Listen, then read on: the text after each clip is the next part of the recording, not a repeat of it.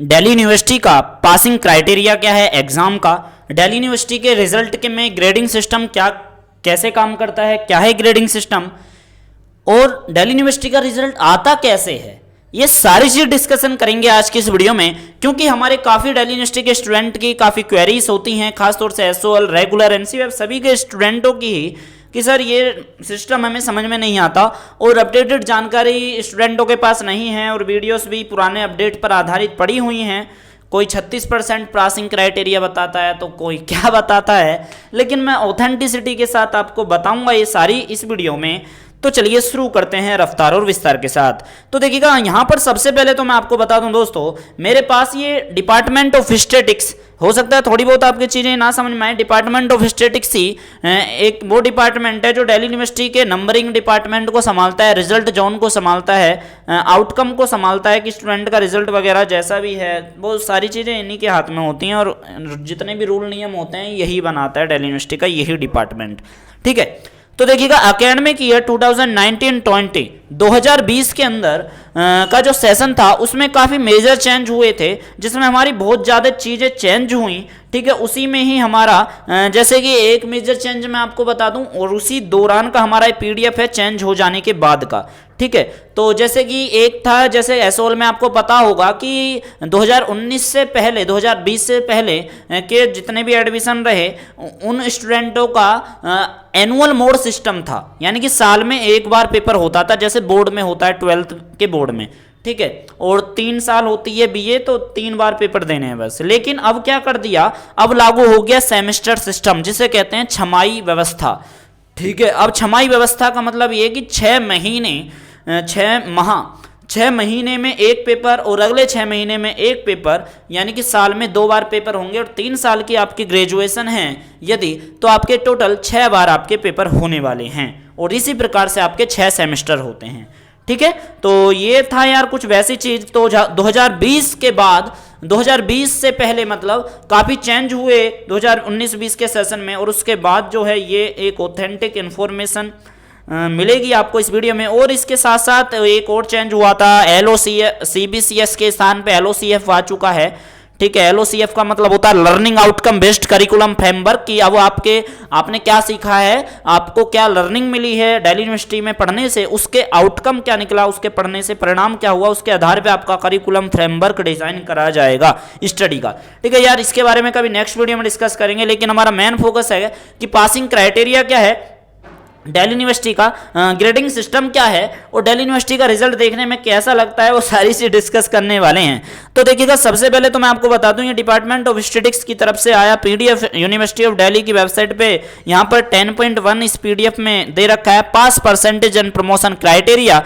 तो हम अपनी लिफ्ट पकड़ते हैं और 10.1 के पॉइंट पे चलते हैं। ठीक है, तो हमें रफ्तार से हमें करना पड़ेगा, इससे 8वां पॉइंट है 10वां। ओके, ये हमारा 10.1 आ चुका है। तो देखिएगा, सबसे पहले यहां पर कह रहा है 10.1 में पास परसेंटेज एंड प्रमोशन क्राइटेरिया। ठीक है, तो देखिएगा यहाँ पे नंबर 1 पॉइंट ये कहता है कि आप मान लीजिएगा कि अब मान के चलिए, मैं आपको समझाने के पर्पज से आपको बता रहा हूँ कि 12th के आप स्टूडेंट थे, आपने दिल्ली यूनिवर्सिटी में एग्जाम मतलब कि दिल्ली यूनिवर्सिटी में आपने एडमिशन लिया। एडमिशन लेने के बाद आपने पढ़ाई करी, ओपन से करी या रेगुलर से करी। ठीक है, अब आप अगर जो भी है आपके कॉलेज के अकॉर्डिंग, आपके एसओल के अकॉर्डिंग, अगर आपने सारी चीज़ें ठीक कर रखी हैं, ठीक का मतलब यार ये कि कुछ भी वो नहीं है, बेकार कोई नहीं करता, सभी का एग्जाम होता ही है। ठीक है, सभी एलिजिबल रहते हैं मतलब एग्जाम के लिए, तो एडमिशन के बाद।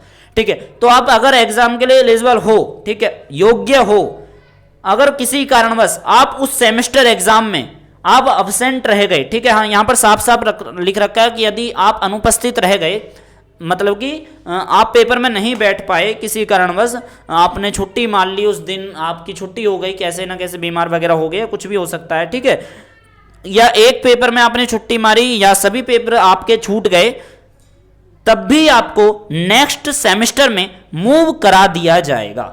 ठीक है, ट्रांसफर या अगले सेमेस्टर में इसने मूव शब्द का इस्तेमाल करा, आप देख सकते हो। ठीक है, तो आपका मूव हो जाएगा नेक्स्ट इवन सेमेस्टर में। ओके, और आप कहोगे कि भैया इसका देखिएगा ऐसा नहीं होता। मान लीजिएगा आप 11th के स्टूडेंट हो और 11th में आपकी बैक आ गई किसी पेपर में, तो आपको 11th दोबारा करनी पड़ती थी।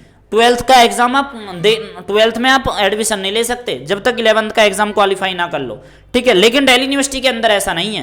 दिल्ली यूनिवर्सिटी ये कहती है कि अगर आपका फर्स्ट ईयर में मान लो किसी सेमेस्टर में बैक आ गई, फर्स्ट सेमेस्टर में आपकी बैक आ गई, तो सेकंड सेमेस्टर में आपका ऑटोमेटिक हो जाएगा एडमिशन, कोई दिक्कत नहीं है।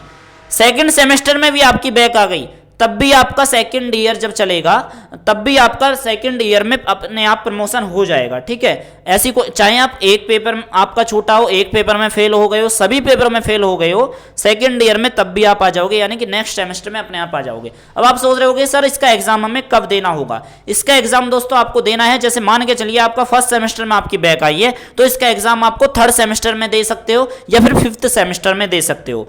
अब ये इसका रूल किस आधार पे क्या कहलाता है, तो देखिएगा ये है कि आपके लिए आप फर्स्ट सेमेस्टर के स्टूडेंट हो तो सेकंड सेमेस्टर में आपका फर्स्ट सेमेस्टर के बैक का पेपर नहीं करवाती दिल्ली यूनिवर्सिटी, क्योंकि आपको इस पर स्पेशली दिल्ली यूनिवर्सिटी को अरेंज करवाना पड़ेगा आपका पेपर। दिल्ली यूनिवर्सिटी क्या करती है कि जो फर्स्ट सेमेस्टर के स्टूडेंट पहले से ही नए आते हैं, ठीक है, वो फ्रेशर हैं, हर पेपर उनकी किसी भी बैक नहीं आई, ज़्यादा वो स्टूडेंट होते हैं, तो जब दिल्ली यूनिवर्सिटी एग्जाम लेती है तो उन्हीं के साथ आपको बैठना होता है, ठीक है।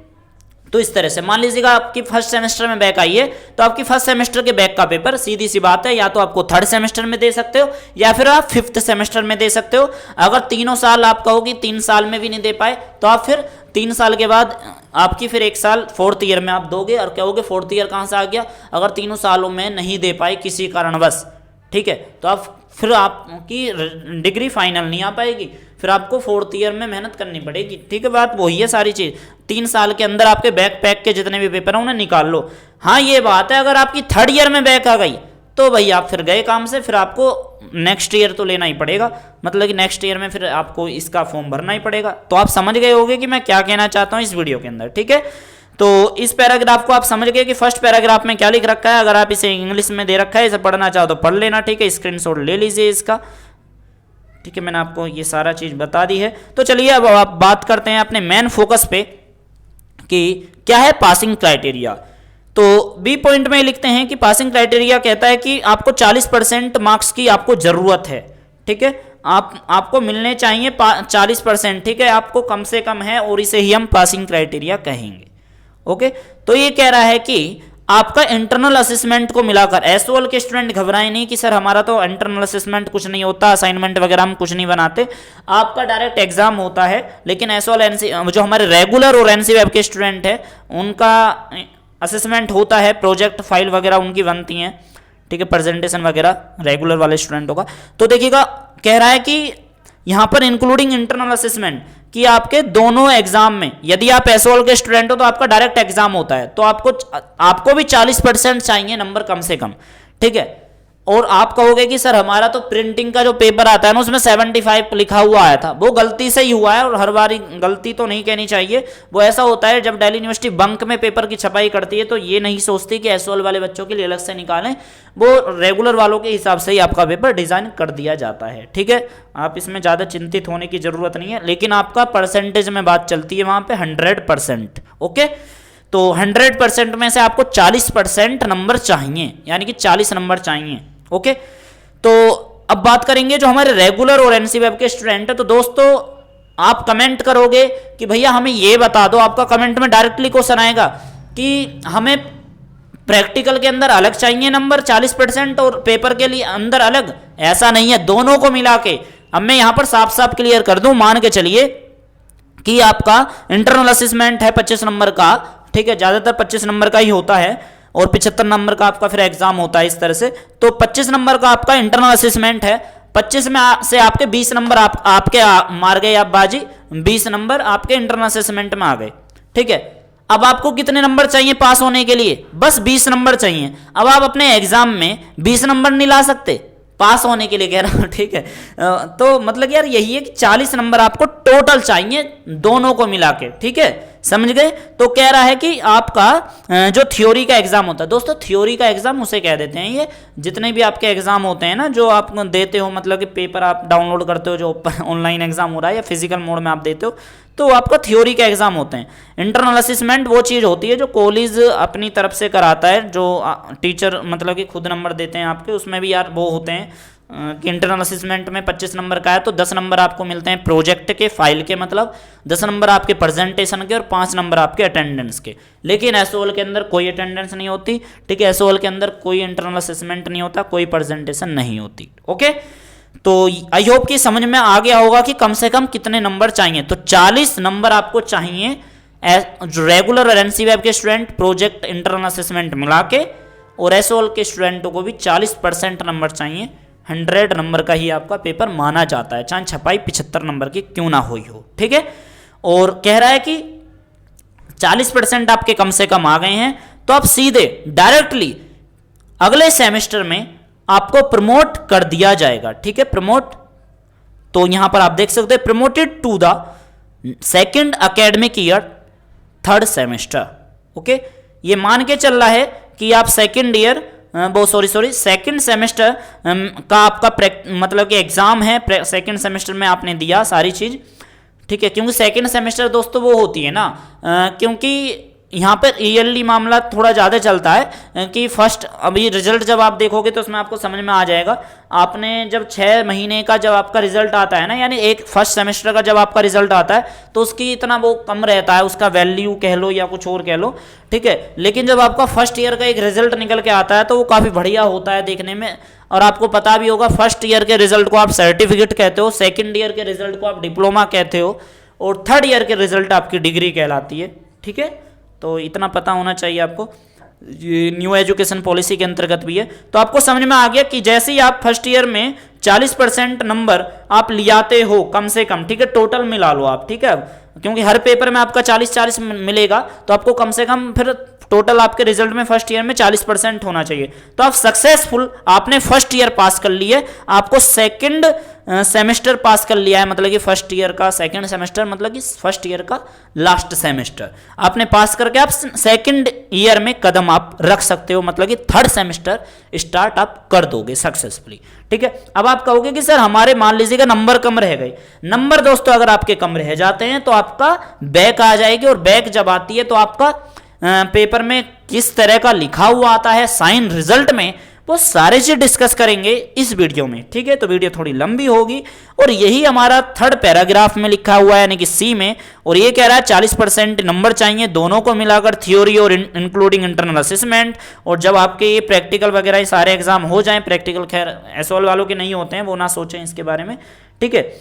आपने मतलब कि अपना जो हमारा 3rd है एंड 4th है सेमेस्टर आपने पास कर लिया है, तो आपको फिर नेक्स्ट सेमेस्टर में, नेक्स्ट ईयर में, मतलब कि 5th सेमेस्टर में आपको प्रमोट कर दिया जाएगा।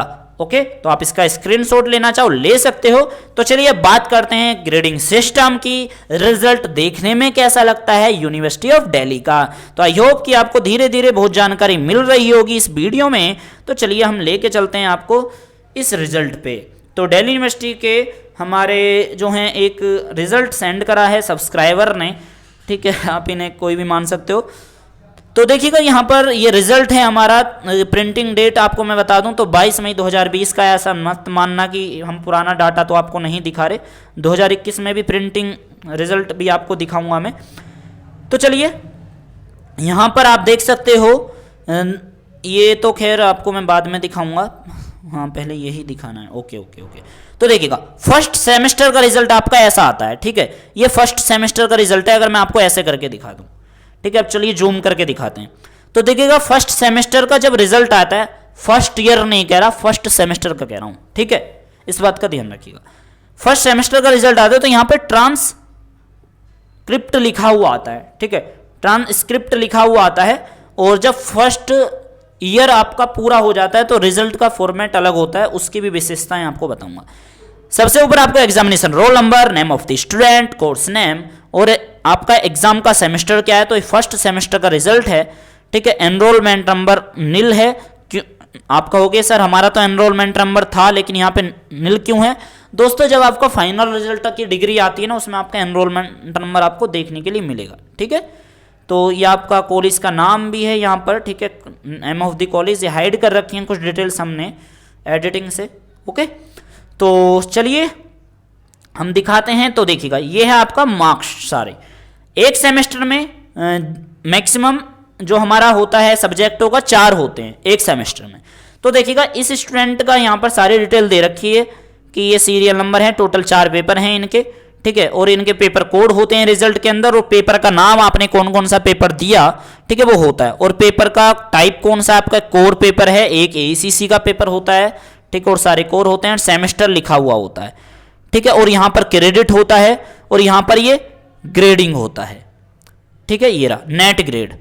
तो बात करेंगे नेट ग्रेड की, मेन पॉइंट। अब आप सोच रहे होगे यार ये रिजल्ट तो बड़ा उठपटांग है, उठपटांग तो भैया मैं आपको पहले ही बता दूं, रिजल्ट तो मुझे दिल्ली यूनिवर्सिटी का इतना पसंद नहीं आता है, और मैं इसमें मतलब कि बहुत इनजस्टिस भी मानता हूँ, अन्याय एक प्रकार का।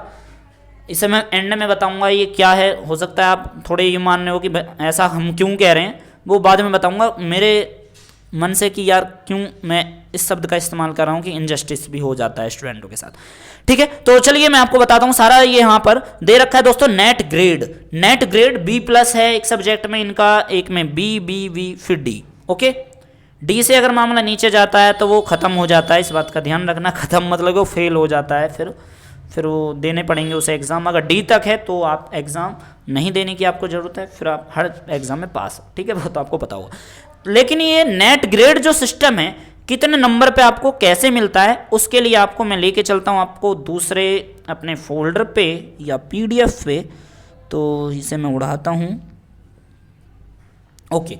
तो देखिएगा ये भी अपडेटेड है आपका, इस बात का ध्यान रखिएगा। PDF जिसमें से मैं आपको बता रहा हूँ, सारी ऑथेंटिसिटी दिखा रहा हूँ इस वीडियो में। 2019 का PDF है, 10वें महीने का। 2020 में फिर इस तरह का कुछ हुआ नहीं कोरोना के कारण, ठीक है। अब 2021 चल रही है, अगर आप बाद में वीडियो देख रहे हो तब भी आपका ज़्यादा मेजर चेंज नहीं होंगे।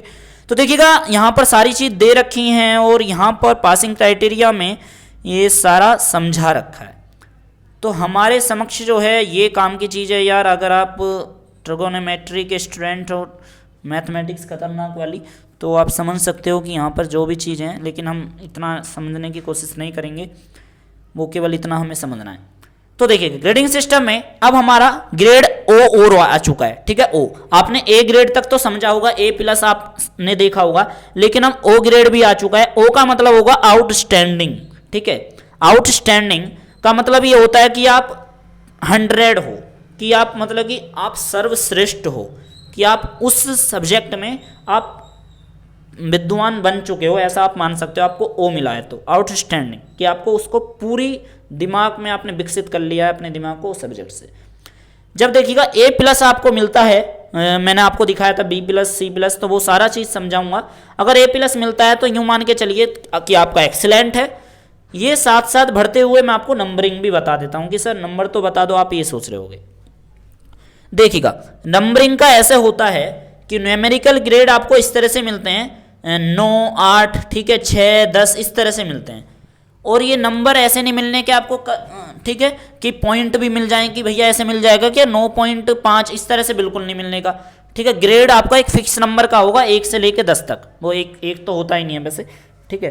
तो देखिएगा हाईएस्ट होता है 10 पे मिलता है आपको ग्रेड O आउटस्टैंडिंग।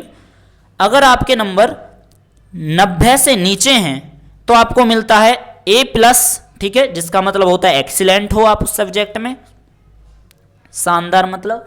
और जब 8 मिलता है तो 8 मिलता है मतलब कि जब आपके 80 या 80 से कम नंबर रहते हैं तो आपको 8 मिलता है। और ग्रेडिंग में अल्फाबेट में आपका A मिलता है, जिसका मतलब है वेरी गुड, ओके। तो ये मिलता है, बहुत से स्टूडेंटों को आ जाता है वेरी गुड। और आपको देखने के लिए मिलेगा फिर नीचे जब आपका B+ आता है, ठीक है, तो B+ जब आता है तो आपको मिलता है 7, ठीक है। 7 का मतलब अगर आपके नंबर 70 या 70 से कम हुए तो आपको B+ मिलेगा, ठीक है। और आप धीरे धीरे समझते रहिए, और मैं फिर बाद में भी समराइज करा दूंगा इसको। अगर आपका ओनली ऑन V है केवल, ठीक है, V, तो आपको मिलेगा 6। और अगर आपका C है तो आपको मिलेगा 5। C का मतलब होता है एवरेज, और B का मतलब होता है अबव एवरेज, कि आप औसत बच्चे से थोड़े ऊपर हो। अगर आपका C है तो आपको एवरेज मान लिया जाता है। अगर आपका D है तो आपको पास मान लिया जाता है, ठीक है, कि आप ओनली ऑन पास हो। अगर F आया है आपका ग्रेड तो आप फेल हो, 0 नंबर हैं आपके, ठीक है, बिल्कुल नंबरिंग तो होगी नहीं, सो आप यूँ समझो कि वहाँ पे नंबर होंगे, 3 दे रखा होगा नहीं। तो स्टार्ट होता है 40 से। मैं समराइज करूंगा जो चीज़ मैं भूल गया हूँ दोबारा बताने के लिए, ठीक है। अगर आपके नंबर 40 होने चाहिए, ठीक है, ऐसे मानिए। अब ऐसा ही मत सोचिए कि भैया मान के चलिए हमारे टोटल नंबर बैठने हैं 39, क्या हमें 40 पे लाके नहीं छोड़ेंगे दोस्तों? 40 पे लाके छोड़ दिया जाएगा, इतना आपका हो जाता है, ठीक है, कर लिया जाता है। अब देखिएगा बात क्या है, यहाँ पर सारी चीज़ें बता रखी हैं कि आपका डी का मतलब होगा पास, कि आपके 40 नंबर का अगर अराउंड फिगर है तो आपको 4 पॉइंट मिलेंगे, ठीक है। 5वां पॉइंट आपको जब मिलेगा जब आपके मार्क्स जो हैं, इस बात का भी विशेषकर ध्यान रखिएगा कि अब मैं आपको दोबारा से बता दूं, हो सकता है कि पिछले राउंड में मैंने आपको जो ना बताया हो। 40 आपको उस कंडीशन में मिलेगा जहां तक आपके 40 नंबर आ गए, ठीक है। अगर आपके नंबर 40 से जैसे ही ऊपर कूदेंगे ना दोस्तों, तो आपको डायरेक्ट फिर सी मिलने वाला है। अगर 41 नंबर है आपके 42, क्योंकि 41-42 फिर वो कौन सा राउंड चल रहा है, वो 50 वाले का 50 का चल रहा है, तो आपको फिर सी मिलेगा, ठीक है। अगर आपके 50 नंबर हैं या फिर 50 से कम है, यानी कि आपके मैं यूं कहूं 41 या 41 से ऊपर और 50 से कम, तो आपको क्या मिलेगा? सी मिलेगा। आई होप कि आप अब समझ गए होंगे कि मैं क्या कहना चाहता हूं, ठीक है। और 6 मिलेगा आपको किस कंडीशन में? अगर आपके नंबर 51 से लेकर 60 तक के अराउंड फिगर में है तो आपको बी मिलेगा। और 7 उस कंडीशन में मिलेगा जिसका मतलब होता है गुड, जो 61 से लेकर आपका 70 तक रहेगा, ओके। तो इसी तरह का है। और आपको 8 उस कंडीशन में मिलेगा जब आपका 71 से नंबर राउंड फिगर। अब आप कहोगे कि भैया जो 71 जिसके नंबर हैं और जिसके 79 नंबर हैं या 80 नंबर हैं, उसको इक्वल ही माना जाता है दिल्ली यूनिवर्सिटी के अंदर। और दिल्ली यूनिवर्सिटी में मेरा मानना है यार, ये एक एक नंबर की बहुत वैल्यू होती है। दिल्ली यूनिवर्सिटी पूरे 9 नंबरों के आगे पीछे वाले स्टूडेंटों को भी एक इक्वल फॉर्म में लाके खड़ा कर देती है। इसलिए मैं कहता हूँ रिजल्ट में इनजस्टिस है ये, ठीक है यार। क्योंकि यूँ मान लो जिसके नंबर 80 आए हैं पूरे, ठीक है, उसको हमारा क्या मिल रहा है? उसको भी ए मिल रहा है। और जिसके हमारे 71 नंबर आए हैं उसको भी ए मिल रहा है। तो ये 9 नंबरों का जो खिलवाड़ है यार, ये ठीक नहीं है। और ये क्यों होता है, इसके पीछे भी एक राज है, कभी दूसरी वीडियो में बताया जाएगा। अगर आप समझ गए होगे तो बहुत अच्छी बात है, ठीक है। और ये मिलता है आपको जब आपके नंबर रहते हैं 81 से ऊपर और 90 से नीचे, तो आपको ए मिलेगा। अगर आपके नंबर 91 से ऊपर और 100 तक जाते हैं तो आपको ओ मिलता है, ठीक है। ओ प्लस नहीं होता है, ठीक है। बहुत सी यूनिवर्सिटियों में ओ प्लस होता है, जो होता है 95 नंबर से 100 तक, ठीक है। वो लेकिन है नहीं, ओ मिलेगा आपको अगर 10 नंबर का वो है, ठीक है। क्योंकि सारा नंबर मैंने आपको बता दिया। आई होप कि आप ग्रेडिंग सिस्टम समझ गए होंगे। अब चलिए लेके चलता हूं अपने रिजल्ट पे। हो सकता है वीडियो लंबी हो गई हो, लेकिन यार यही है कि मैं रफ्तार और विस्तार के साथ बताता हूं कि कुछ कमी ना रह जाए, फॉर्मेलिटीज पूरी नहीं करता। तो देखिएगा ग्रेड पॉइंट यहाँ पर दे रखे नेट ग्रेड में B+, और आपको कहीं देखने के लिए मिलता है या तो संख्या 6 है या 4 है, मतलब कि वो है कि 7 है। पॉइंट में नहीं है कि 7.5 है, 7.2 है, बिल्कुल नहीं। पॉइंट में बात हो जाती तो मजा ही आ जाता, फिर तो वही बात बन जाती ना कि नंबर हमारा फिक्स आ गया, ठीक है। अब देखिएगा यहाँ पर क्या है दोस्तों, आपको क्रेडिट मिलते हैं, क्रेडिट मिलते हैं आपके, और ये होता है ग्रेड पॉइंट। अब ये क्रेडिट का सिस्टम तो भाई मुझे खैर समझ में आता है। क्रेडिट आपके ये सब्जेक्ट में वो होते हैं कि इस पेपर को करने पे आपको कितने क्रेडिट मिलेंगे, ठीक है, कितने क्रेडिट मिलेंगे। तो जो हमारा ACC का पेपर है, जैसे इंग्लिश A, तो उसमें हमारा क्रेडिट कम है, लेकिन आपका क्रेडिट मतलब कि 4 है और 6 का क्रेडिट होता है और 4 का होता है। तो ये इसकी गुणा करते हैं हमारे ग्रेड पॉइंट से, जो नेट ग्रेड की वैल्यू निकल के आई है ग्रेड पॉइंट में, तो इसको ये मल्टीप्लाई कर रखा है। आप देख सकते हो 6 7 42, तो क्रेडिट पॉइंट हमारे टोटल कितने हुए? 42, ठीक है। उसी तरह से हमारे अब सभी नंबरों में आपको फिर देखने के लिए मिलता है 6 चंग 36 और 36 है, वहाँ भी 6 चंग 36 36 है और 4 चौक 16 और 2 16। लेकिन यार यहाँ तक भी आपको समझ में आता है, लेकिन ये क्रेडिट वाला सिस्टम कम समझ में आता है। और दिल्ली यूनिवर्सिटी का ये मामला समझ में नहीं आता है किस सब्जेक्ट में कम क्रेडिट कम क्यों है, किसी में 6 क्यों है।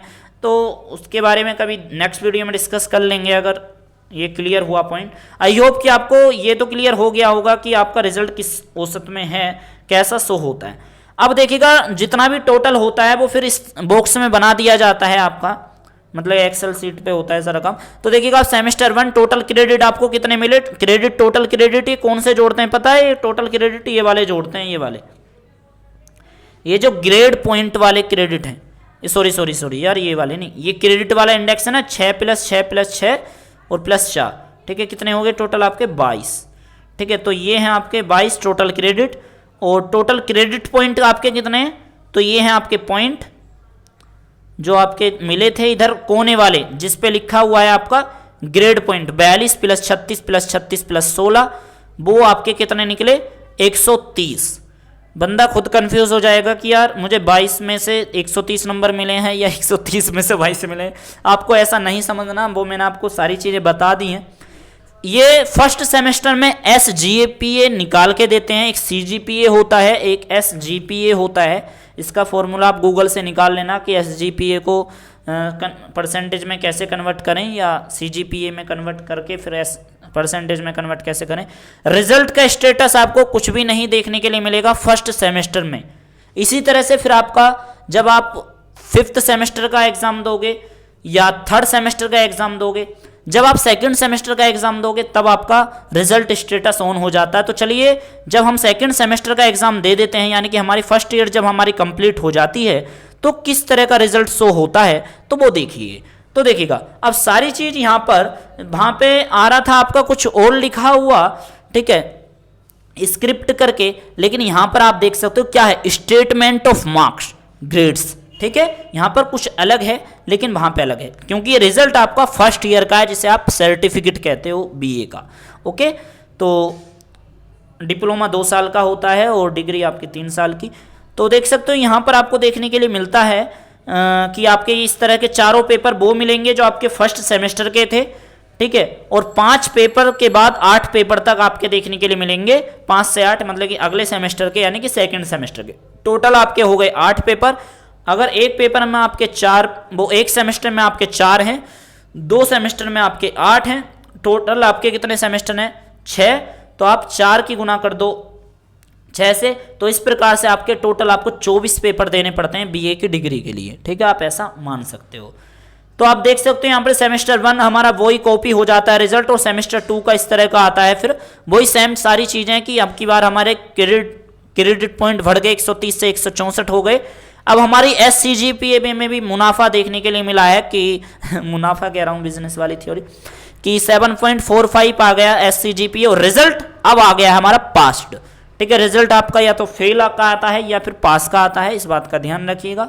और फिर फर्स्ट ईयर के रिजल्ट में आपको CGPA भी देखने के लिए मिलेगा, लेकिन फर्स्ट सेमेस्टर के रिजल्ट में आपको CGPA नहीं देखने के लिए मिलता है। तो हमारी CGPA कितनी बनी है 6.68, ठीक है। अगर आप इसे परसेंटेज में कन्वर्ट करना चाहते हो तो कितने से इंटू करना होता है वो आप कमेंट करके बताओ, किसको पता है वो मैं आपको देखना चाहता हूं। तो चलिए रिजल्ट में जहां पे हमारा एवरीवेशन का यूज होता है कि किस कंडीशन में ग्रेडिंग, जहां पे अल्फाबेट के अकॉर्डिंग लिखा हुआ था कि A grade, B grade, D grade, तो वो सारे कॉलम खाली होते हैं उस कंडीशन में जब जहां पर लिखा हुआ आ जाता है, मान के चलिए ये सारी चीज तो मैंने आपको बता दी, मान के चलिए फेल लिखा हुआ आ जाता है तो आपको 0 मिलेगी हर पे उसमें। अगर आपका AB लिखा हुआ आ रहा है, देखिएगा जहां पे आपका A+ आ रहा है, B+ आ रहा है, C आ रहा है, वहां पे अगर F लिखा आ रहा है तो हर आपके उस वाले कॉलम में आपको 0 देखने के लिए मिलेंगे, उस वाले कॉलम में, ठीक है। अगर आपका AB लिखा हुआ आ रहा है तो आपको केवल कुछ नहीं आता, माइनस का निशान आ जाता है, ब्लैंक छोड़ दिया जाता है, और उसका मतलब AB का मतलब होता है कि आप उपस्थित नहीं थे उस एग्जाम में। अगर आपका NA लिखा हुआ आता है तो इसका मतलब है ये आपका पेपर जो है उपलब्ध नहीं हो पाया जो आपने दिया, NA का मतलब ये है। अगर आपके पेपर में दोस्तों वो लिखा हुआ आता है, मान के चलिए कि RA, ठीक है, RA रिजल्ट उस कंडीशन में आता है कि किसी कारणवश आपके रिजल्ट में देरी हो रही है, आपका रिजल्ट थोड़ी देर बाद डिक्लेयर कर दिया जाएगा। ये ऐसा होता है कि ऐसा मान के चलिए कि 60 में से 5-6 स्टूडेंटों का आर आ गया, ठीक है, तो उनका ऐसा है कि उन स्टूडेंटों का रिजल्ट थोड़े दिन बाद आ जाएगा। कुछ दिक्कत हो सकती है आपकी, या तो सीट वगैरह ना मिली हो, आपके नंबरों में कुछ मिस्टेक हो रही हो, तो इसलिए आर लिखा हुआ आ जाता है, ठीक है। एक और होता है हमारा, ठीक है, ऑलरेडी अपीयर्ड, ठीक है, वो भी होता है कि आप पहले से ही एग्जाम दे चुके हो, वो भी एक कंडीशन लागू होती है, लेकिन वो नहीं लागू होती है जब बहुत कम होता है वो रेयर चांस। तो देखिएगा, आप देख सकते हो यही थी सारी वीडियो के अंदर हमने इन्फॉर्मेशन बताई। अब चलिए मैं इस पूरे रिजल्ट को आपको बता देता हूँ। ये हमारा प्रिंटिंग डेट 10 जनवरी 2021 को प्रिंट करा था, एक स्टूडेंट का फर्स्ट ईयर का रिजल्ट है। ओके, तो आप देख सकते हो यहाँ पर दे रखा है कि ये सारा स्टेटमेंट रिजल्ट का, और इस रिजल्ट की इतनी वैल्यू है कि आप कहीं जॉब वगैरह के लिए अप्लाई करते हो पार्ट टाइम, तो फर्स्ट ईयर के रिजल्ट के बेस पे आप लग सकते हो, अगर वो मांगते हैं कि आप अंडर ग्रेजुएशन हो या अंडर ग्रेजुएटेड हो, तो उसमें दोनों में अंतर है। अंडर ग्रेजुएशन मतलब आपकी चल रही है, ग्रेजुएटेड मतलब आपकी हो चुकी है।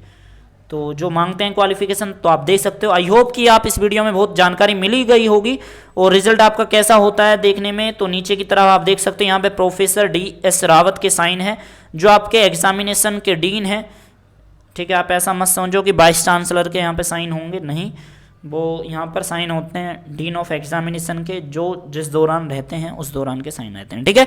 तो इस वीडियो में इतना ही। आई होप कि इस चैनल को आप सब्सक्राइब कर दोगे, क्योंकि हो सकता है जिसने यहाँ तक वीडियो देखी है उसे बहुत जानकारी मिल गई होगी, वीडियो लंबी रही। तो इस वीडियो को लाइक करके अपने मित्रों के साथ शेयर करना ना भूलें, और चैनल को सब्सक्राइब नहीं कराया तो दोस्तों कर लेना। अगर आप हमारे टेलीग्राम ग्रुप से ज्वाइन होना चाहते हो तो ज्वाइन होने का लिंक हमारी इस वीडियो के डिस्क्रिप्शन में। तो थैंक यू सो मच। आपके रिजल्ट के लिए आपको ओ मिले आउटस्टैंडिंग, उसके लिए आपके लिए best of luck. Thank you so much.